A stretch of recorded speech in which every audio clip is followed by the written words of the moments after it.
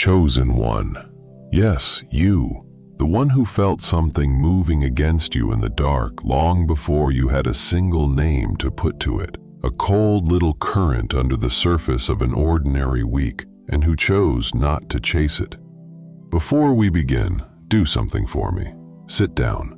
Wherever you are, find a place where your back has something to rest against. Put your phone face down, not away, not off, just face down, so nothing can flicker at you while we talk. Unclench your jaw. You probably didn't notice you were holding it. Most chosen ones don't. Now breathe all the way out, not halfway, all the way, until there's nothing left, and let the next breath come on its own. Good. That's the chosen one I'm speaking to. Now let's talk about what happened, because something was set in motion against you in secret. It turned around in the dark, and it is finding its way home to the ones who sent it. And this message found you for a reason. You felt it before you could prove it. That's the part I want to name first, because you have spent a long time doubting your own instrument over exactly this.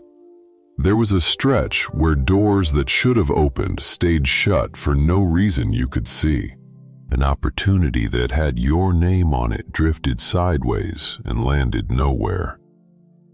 A story about you arrived somewhere before you did. Nothing you could hold up to the light, just a pattern with no author, a weather you could feel on your skin and never photograph. You told yourself you were imagining it. You are not imagining it, chosen one. Somebody worked against you where they thought you would never look. Not to your face. Faces cost too much. They did it in the low channels, the deniable ones. A word placed carefully in the right ear. A meeting you were quietly kept out of. A version of you handed to people who never met you, so that by the time you arrived, the room had already made up its mind. It was patient. It was quiet. It was built to leave no fingerprints. And here is the thing they did not understand about the dark, and it is the whole reason you are hearing this today. The dark is not empty. The dark is where the return lives. Because everything that leaves a hand has to land somewhere. A thing thrown does not hang in the air forever. It travels, it slows, it turns, and it comes down. When it is thrown in the open, everyone watches where it falls. When it is thrown in secret, nobody watches, which means nobody is watching the one place it was always going to come down. On the thrower, in the dark, with no witnesses to blame but themselves. Imagine this: a stone dropped into a deep well at night, dropped quietly so no one hears the splash. The one who dropped it walks away, certain it is gone, swallowed, finished. But a well is not a grave. A well is a throat. And a while later, when the house is asleep and the yard is still, a sound comes back up out of the ground. Not the stone, but the memory of the stone, the ring of it, the cold report of something that was sent down, returning as an echo that will not stop repeating in the one room where the thrower is trying to sleep. They buried a sound in the dark, and the dark gave it back with interest. That is what is happening right now, chosen one. Not by your hand, never by your hand, by the shape of the thing itself. If any of this is landing, do me one favor. Hit the like button and subscribe. Not for me. This message travels by hand, one person at a time, and every like puts it in front of somebody else who has been feeling a cold current under an ordinary week and quietly wondering if they made the whole thing up. Pay it forward to the mission. Now stay with me, because this is where it turns. You have been waiting to do something about it. That is the honest thing. So let's say it out loud. Some part of you has been holding a response in reserve, drafting the confrontation, rehearsing the moment you finally lay it all out and make them admit what they did. You have been carrying that weight around like a loaded thing, waiting for permission to set it down on someone. Put it down, not because you are weak, because you were never the one assigned to carry it. Here is what you have to understand, and everything that follows is built on it. A thing worked against you in secret is already answered. The answer is baked into the doing. It does not need you to add anything. It does not need your outrage, your evidence, your speech, your proof. Your involvement would only slow it down.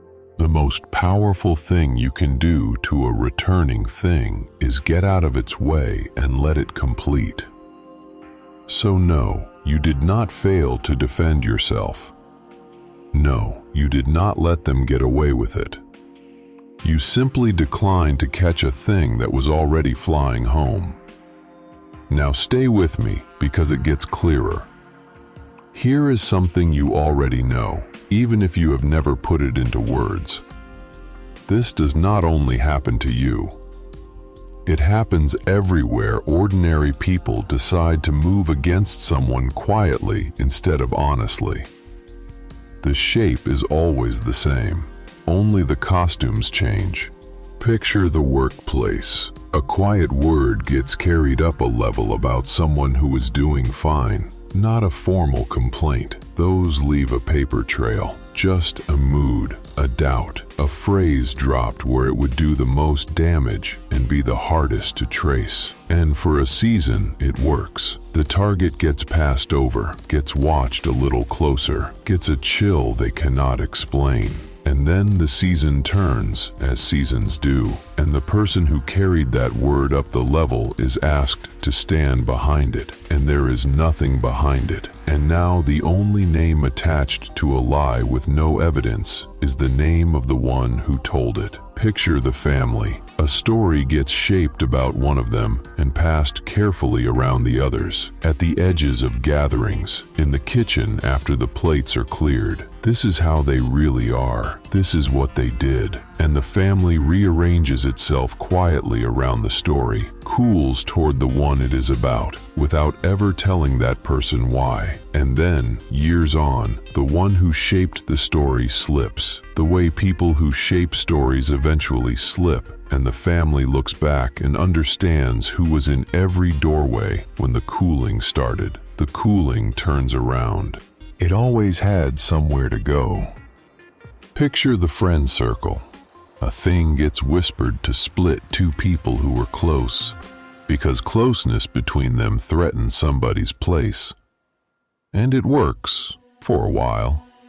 The two drift, and then the drift outlives its usefulness, and the two, older and less foolish, compare notes over something unrelated, and the whisper stands exposed in the middle of the room with only one possible mouth it could have come from.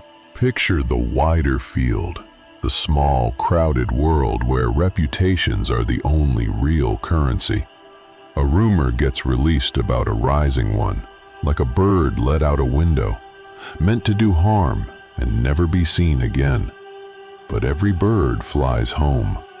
Rumors do not scatter, they circle. And the day comes when someone follows the flight path backward, all the way to the windowsill it was launched from. 4 rooms, 1 law.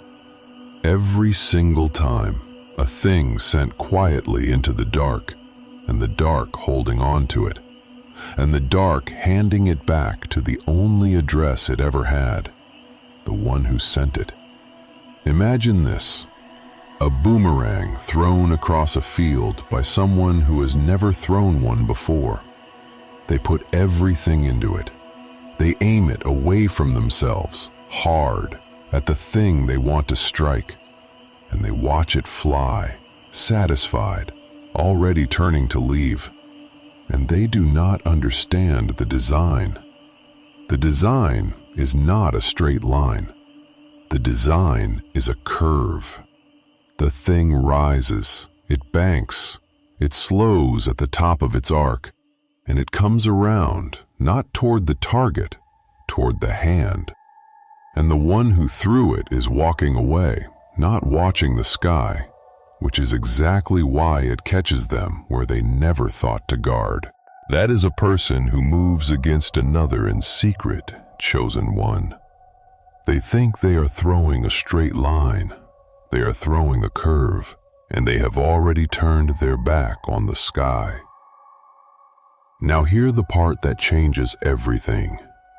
People who can defeat you honestly do not need to work in the dark. They compete in the open. They win in the open. They take what they take where everyone can see it because they can afford to be seen. Secrecy is not a strategy of the strong. Secrecy is the tool of someone who knows that if their move were visible, it would not survive being looked at. The dark is not where power operates. The dark is where weakness hides, so it will not be recognized as weakness. Here's the line they can't say out loud. Nobody schemes against someone they can simply outmatch. Read that again slowly, chosen one. The existence of the secret is the confession. It is an admission, in the only language they were willing to speak, that they could not beat you in the light. If they could have taken your place fairly, they would have. Fair is cheaper. Fair is safer. Fair leaves no thing circling in the dark with your enemy's name on it. They chose the dark because the light was closed to them, and the dark charges a fee that the light never does. So no, you did not misread the season. No, you are not making something out of nothing. You felt a thing moving against you, and instead of chasing it into the dark where it lives, you stayed in the light and let it exhaust itself. Which brings us to the part you actually came for, not the reassurance, the breakdown.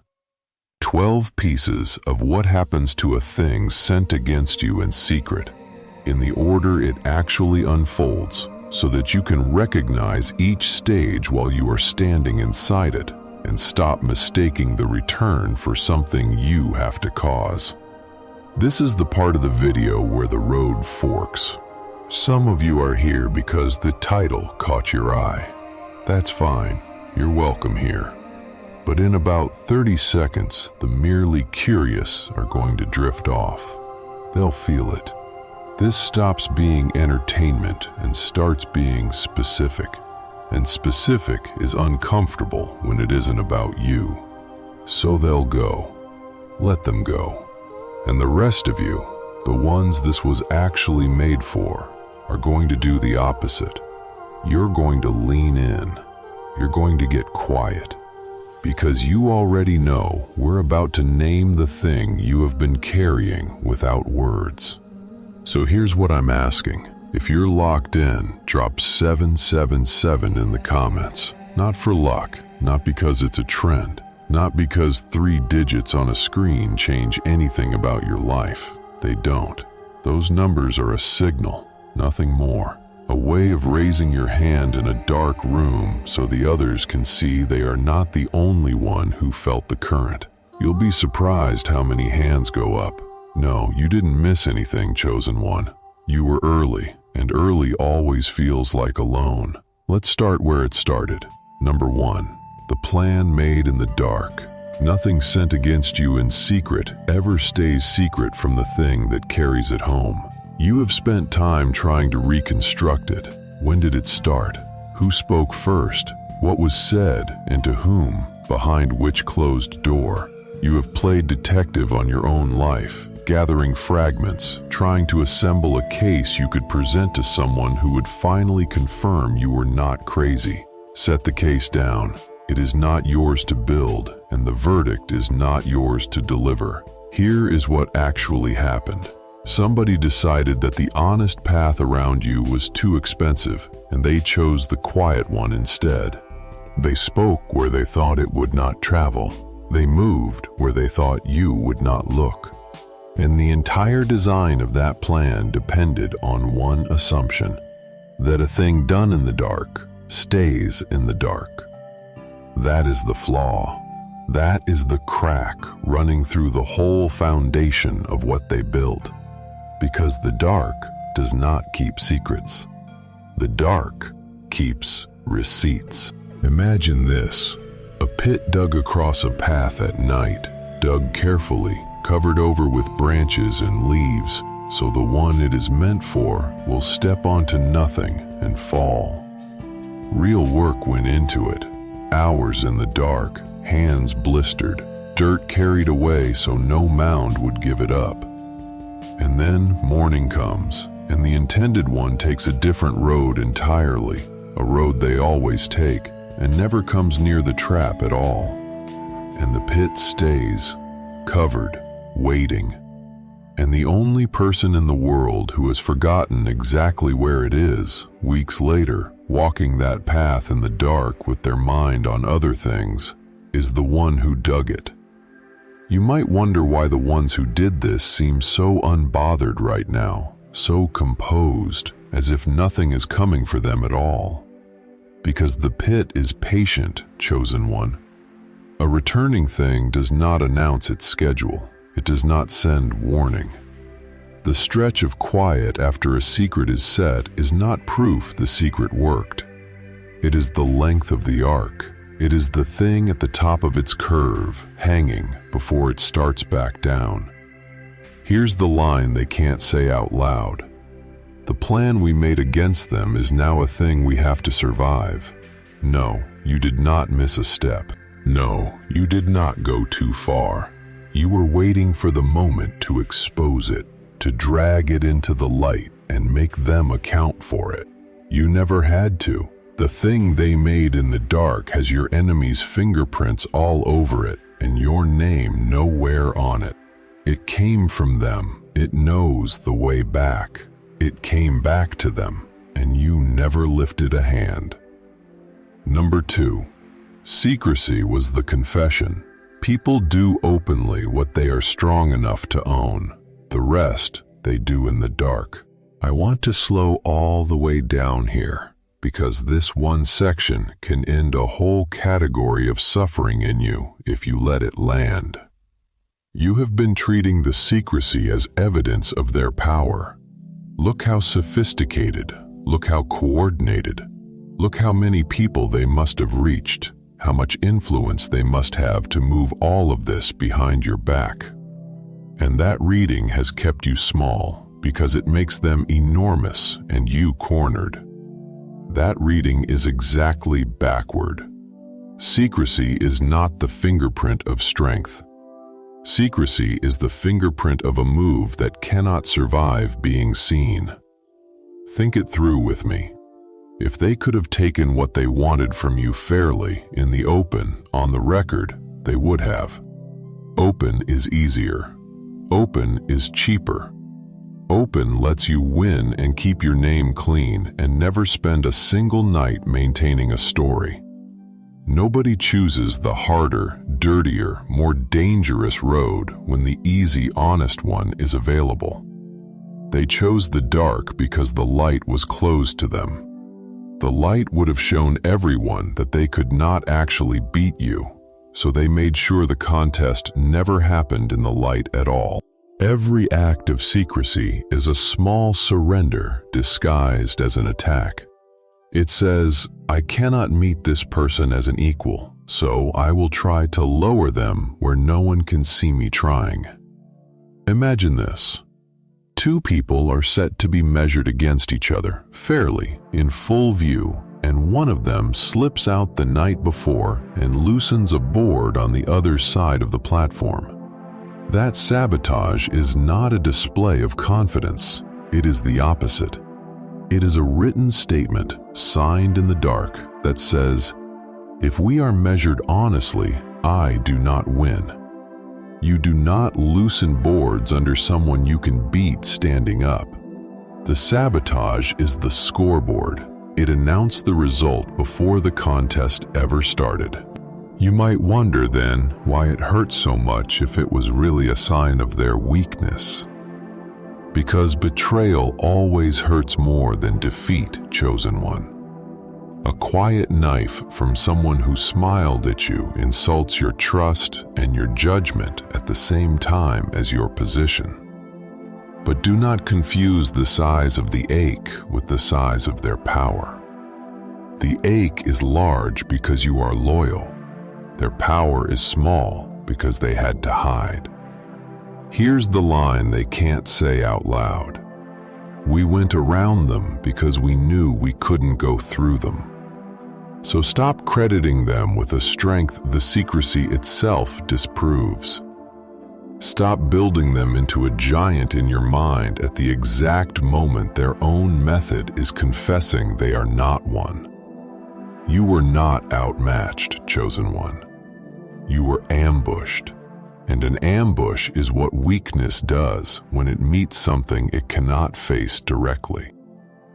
It came back to them, because a confession, once made, always finds its way to the record. Number 3, the law that enforces itself. You did not have to answer it. Answering is the machine's job, not yours.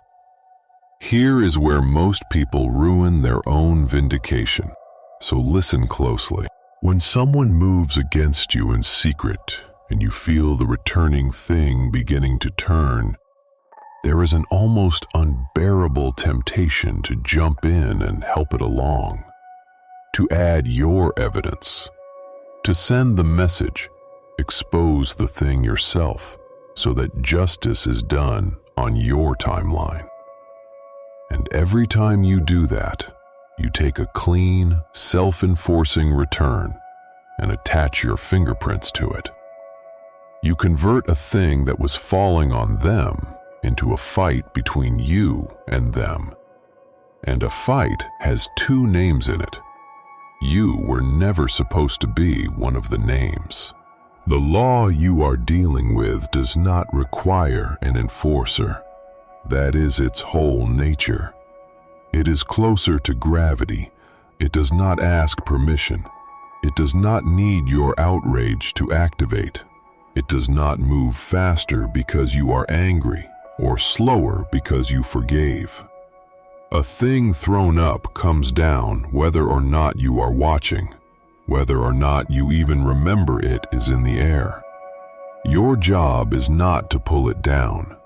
Your job is to not be standing under it when it lands. Imagine this: a slope of loose stone above a narrow path, and someone climbs up in secret and works a large rock free, meaning to send it down onto a traveler below. But a freed rock on a slope does not obey the one who freed it.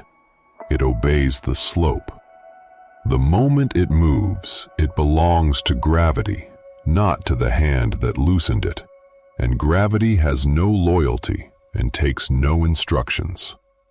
The one who freed it has to scramble out of its path as fast as the one it was aimed at, sometimes faster, because they are the one up high on the loose ground where it all begins to give way. Nobody has to push.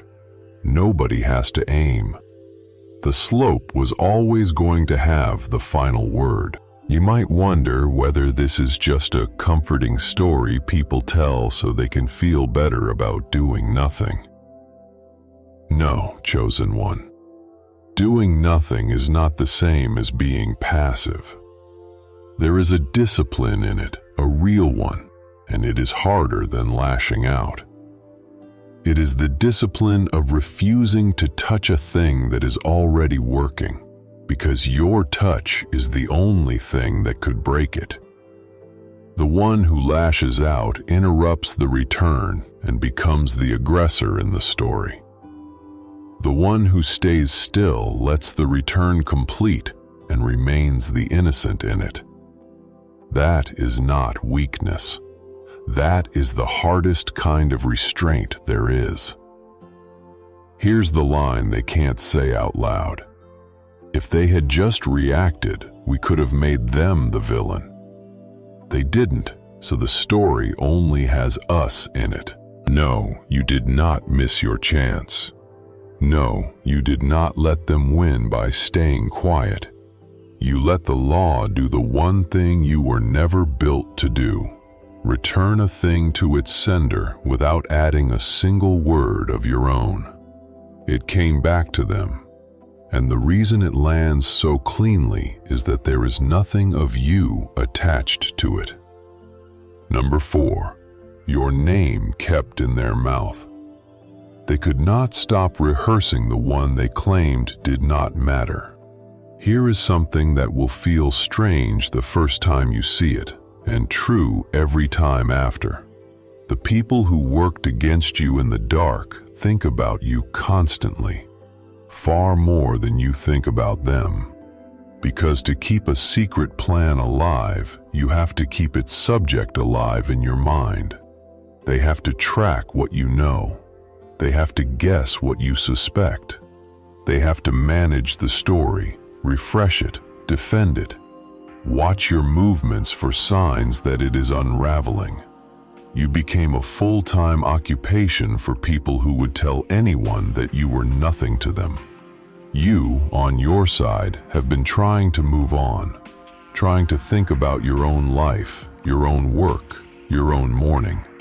They cannot. They have taken a lease on a room in their own head and moved you into it, and now they cannot stop paying rent. You are free to forget them.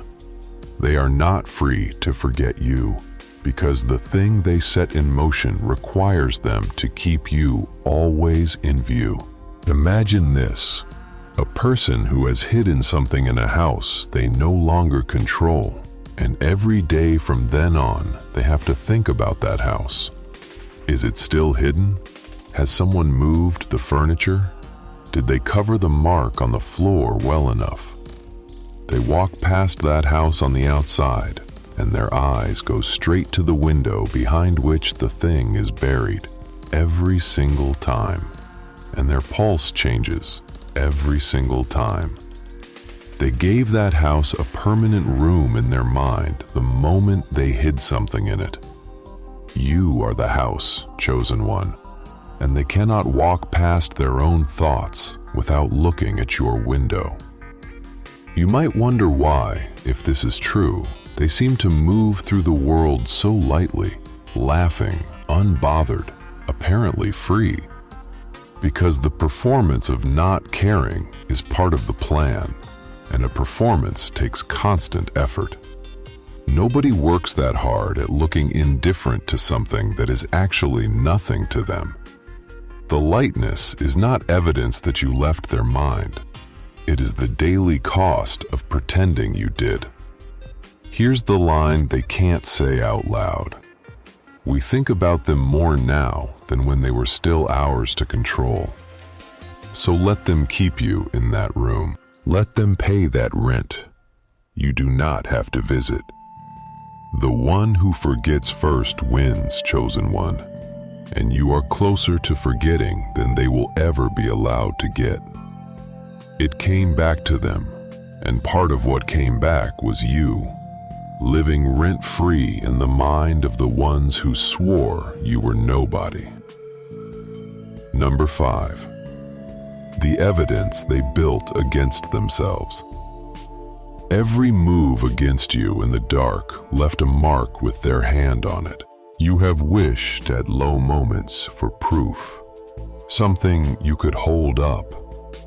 You have imagined the scene where the truth finally comes out and everyone sees what you saw. I understand that hunger, but you have been looking in the wrong direction. You have been looking for evidence of what they did to you.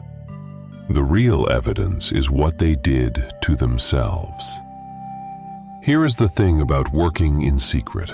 It cannot be done cleanly. Every whisper requires a listener, and listeners remember.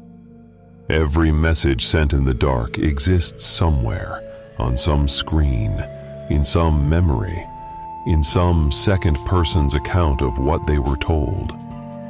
Every meeting you were kept out of had people in it, and people talk, and people change sides, and people, when the season turns, want very badly to have been on the right one all along. The plan against you is not a single act. It is a web of small acts, each one leaving a strand, each strand leading back to the same center. Imagine this: a spider that builds its web across the doorway it uses to get home. It works all night, strand by strand, proud of the trap, certain it has sealed off the only way in. And then the trap is finished, and the spider has to get back through its own door, and it is caught in the very thing it built to catch something else. Not because anyone turned it against them, because a trap does not know who its maker is. A trap catches whatever is standing in it, and the maker is always, in the end, standing in it. Every strand they spun against you in the dark is a strand across their own door. Here's the line they can't say out loud. The trail doesn't lead to them. The trail is them. No, you did not need to gather proof. No, you did not fail by not documenting every wound. The ones who acted in the dark documented themselves in the memories of everyone they had to involve, in the strands they had to spin to hold the thing together. The case makes itself. Your hands stay clean. It came back to them, and it came back wearing their own handwriting. Number 6. Why stillness let it finish. A returning thing needs an empty path. You kept the path clear. I want to correct something you have been quietly holding against yourself, because it has been draining you and it is based on a misunderstanding. You have wondered in the honest hours whether your calm was cowardice, whether you stayed quiet because you were afraid to confront them, whether a braver person would have stood up, named it, forced the reckoning. And that private accusation has cost you sleep. Let me take it apart, because it has the whole mechanism upside down. A thing sent against you in secret is on a return path, arcing back toward its source on a trajectory that was set the moment it was thrown. And there is exactly one thing that can interrupt that return: you reaching up to grab it. When you confront, when you retaliate, when you insert yourself into the arc, you catch the returning thing with your bare hands. Now it is yours.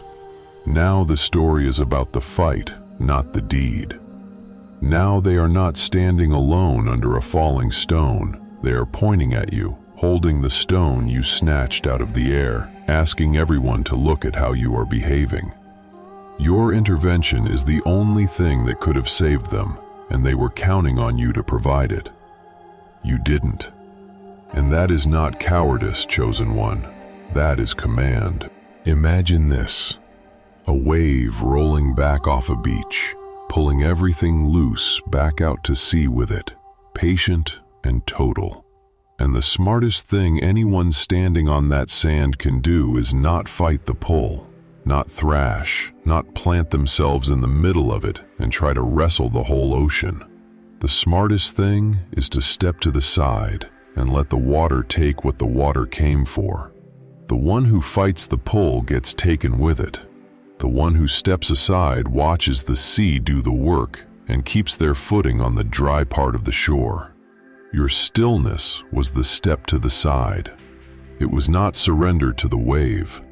It was the refusal to be pulled into it. You might wonder whether staying still just lets them get away with more. Look closer. Your quiet gives them nothing to work with.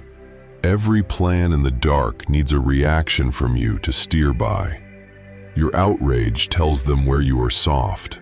Your confrontation tells them what you know. Your retaliation gives them the injury they can point to. silence gives them a blank map, and a person moving blind through the dark eventually steps into their own pit. Here's the line they can't say out loud. We needed them to fight back. Their silence left us alone in the room with what we did. No, you did not fail to stand up for yourself. You stood so far up that you rose above the reach of the thing entirely and let it pass under you on its way home. It came back to them, and it came back untouched, because you kept your hands off the one thing that was already working. Number 7. The witnesses turned. Everyone they recruited to watch you became a witness against them. This is one of the quiet cruelties of working in the dark, and it is entirely self-inflicted.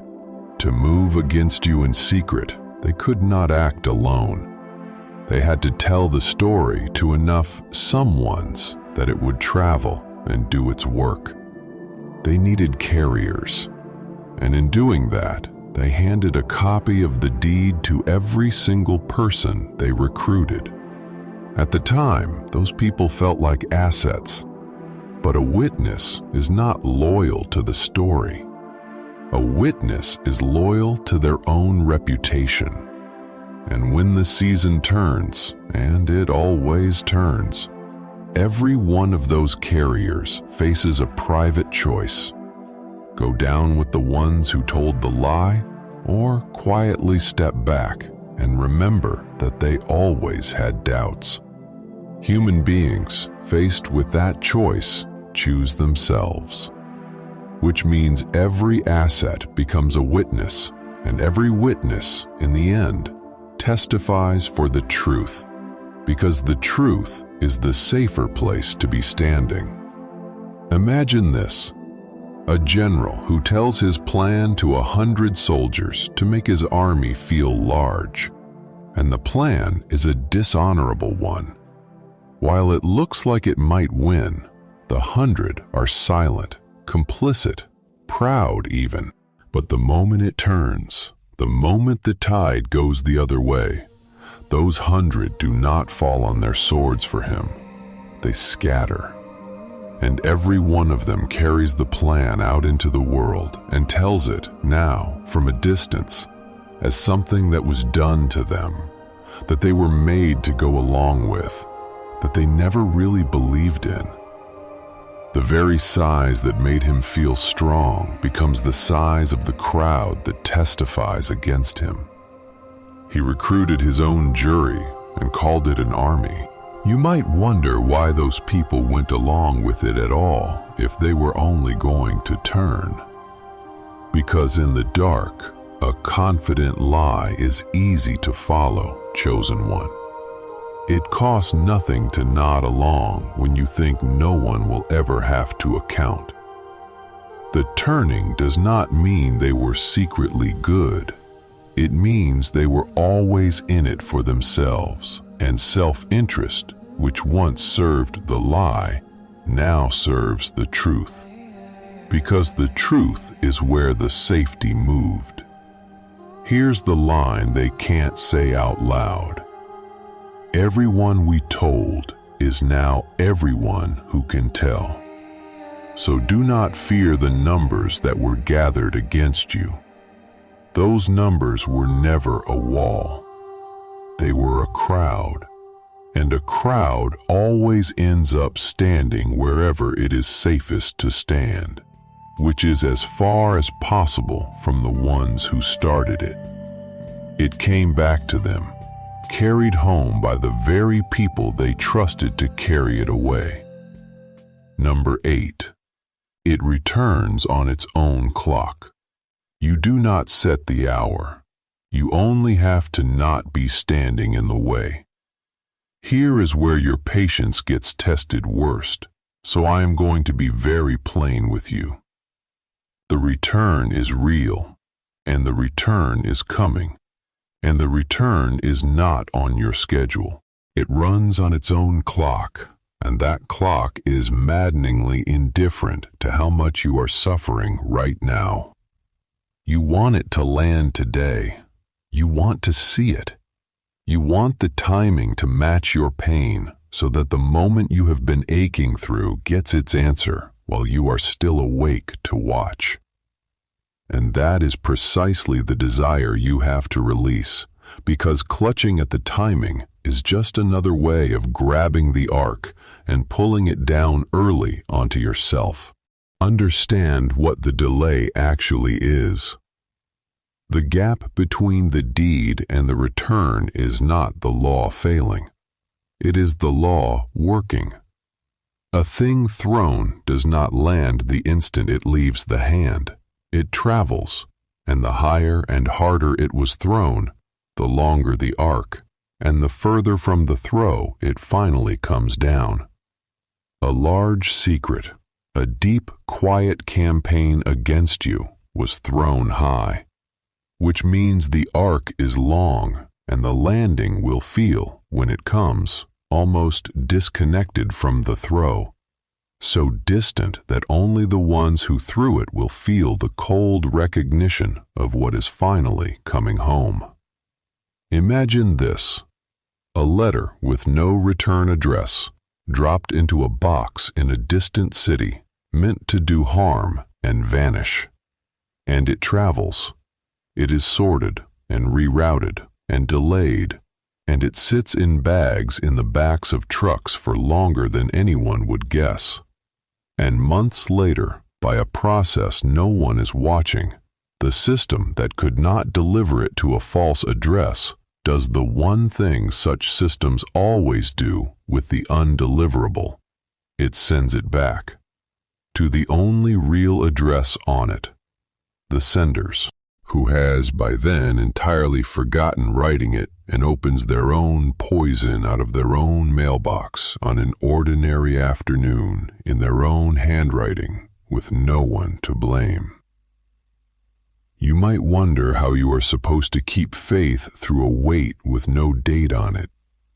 You keep faith by looking at the arc, not the clock, chosen one. The thing is in the air. Everything thrown lands.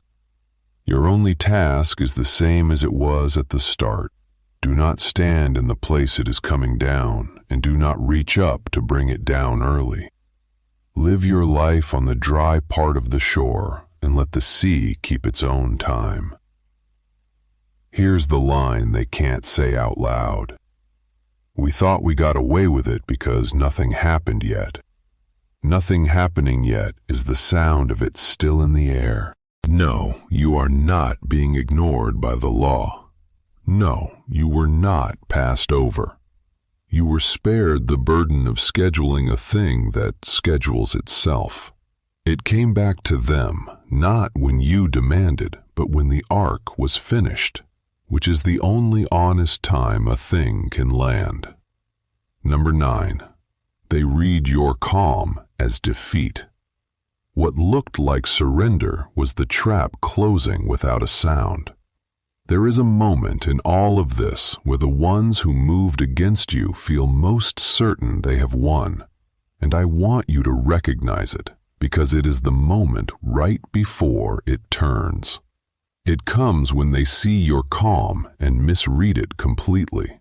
They watch you not retaliate, not expose them, not fall apart, and they conclude the simplest thing their kind of mind can conclude: that you were beaten, that you took the loss, that you were too soft or too slow or too weak to do anything about it. And that conclusion makes them bold. It makes them careless. It makes them do the one thing that finishes them. Because a person who believes they have gotten away with something stops covering their tracks. They relax. They repeat the method because it worked. They get comfortable enough to be seen. The caution that protected them was fueled entirely by fear of consequence, and the moment they decide there will be no consequence, it evaporates, and they step out into the open, still holding the thing that condemns them. Your calm did not tell them to stop. Your calm told them it was safe to keep going and safe to be sloppy while they did. Imagine this: a trap in the woods with a long, patient spring that makes no sound while it is set. And the animal it is meant for grows confident because it has walked this path many times and nothing has ever happened. Confidence makes it slow. Slow makes it careless. And one ordinary evening, it steps exactly where it has stepped 100 times. Except this time, the ground it trusted is the ground that closes. The trap did not get faster. The animal got comfortable. Your stillness was the silence of the set spring. It looked like nothing was there. That was the entire point. You might wonder whether it is dishonest, somehow, to let them believe they won while the return is on its way. It is not. You did not lie to them. You simply declined to warn them, and you are under no obligation to alert someone that the thing they threw is coming back, especially when your warning would only teach them to duck. Say nothing, and let the design of what they did complete its own sentence. Here's the line they can't say out loud. We thought their peace meant we had won. Their peace meant they knew. No, you did not lose because you stayed calm. Your calm was not the white flag they read it as. It was the quiet of a room where everything has already been arranged and only the timing remains. It came back to them precisely because they believed it never would. Number 10. The cover you cannot see. Something stood between you and the thing they sent, and it was not you. I want to name something now that you have felt and never quite trusted, because it does not fit the story of a person who has only ever had to protect themselves. Through the worst of this, when a thing was moving against you in the dark and you had no idea how deep it ran, you were not as exposed as you should have been. Blows that should have landed slid off. Doors that should have stayed shut opened at the last moment from the other side. People you did not know turned out to be in the right place. You survived campaigns you were not even fully aware were being run, and you have quietly wondered how, given that you were not defending a position you could not see. Here is the answer you have been circling. You were covered. Not by your own vigilance. You cannot guard a flank you do not know exists. By something standing between you and the dark that you did not arrange and cannot take credit for. Call it what your understanding allows, a current that runs beneath the visible world and moves against those who work in secret and for those who stay in the light. You do not have to name it precisely. You only have to notice that you have been walking through gunfire you never saw, and arriving on the other side intact more often than a person alone could explain. Imagine this: a traveler crossing a long open field in a storm, certain they are exposed, certain the next strike will find them, hunching against a sky full of danger. And they cross, and they arrive, and only later, looking back, do they see the line of tall trees along the ridge that took every strike that was meant for the field. They never saw the trees do it. They felt only the fear and the crossing. But the field was guarded the whole way by something taller than they were, standing between them and the sky, taking what was aimed at the open ground. You were the traveler, chosen one. You have been assuming you crossed that field alone. You did not. You might wonder why, if you were covered, it still hurts so much. Why protection did not mean painlessness. Because a cover stops the fatal thing, not the frightening thing. The bruises were real. The wound that should have ended you was intercepted by something you were never asked to see. Protection is not the absence of weather. It is the presence of what stands between you and the worst of it. Here's the line they can't say out loud. We threw everything we had, and something we couldn't see kept taking the hit for them. No, you were not lucky. No, you did not simply dodge in time over and over on your own reflexes. You were guarded across a field you thought you were crossing alone, chosen one. And the ones who fired into that field are about to find out what happens to everything they aimed that the trees did not have to catch. It came back to them because a thing aimed at the protected has nowhere to go but home. Number 11. It comes back larger.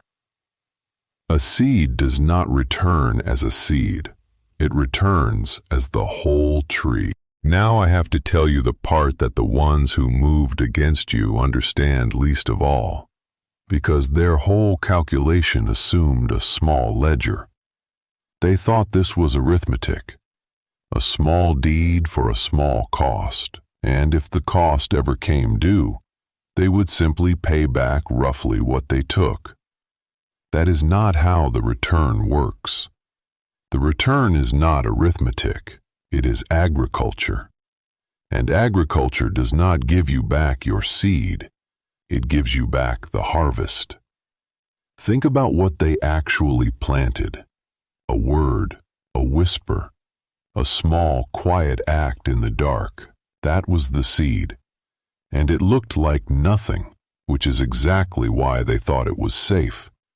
But a seed sent into the ground does not stay the size it was sent.